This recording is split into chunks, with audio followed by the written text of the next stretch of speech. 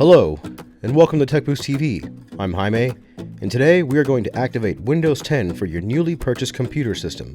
Please note this is specific to TekBoost customers and will not cover general Windows 10 activation. The Windows key activation number specific to your computer is located on one of two possible documents: the refurbished product key or the Windows Builder Pack.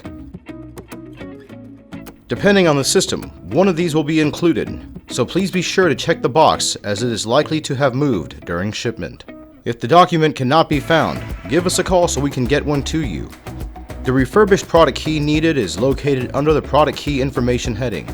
It is a 25-character code broken into 5 sections. The Builder Pack product key is located inside the envelope. To activate this product key, log into Windows 10 as you normally would.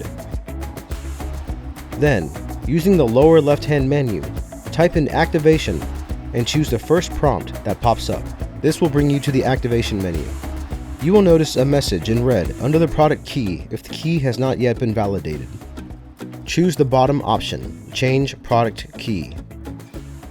Enter the product key from the paper, making sure to check for errors along the way. If successful, you will see a message that states Windows is activated.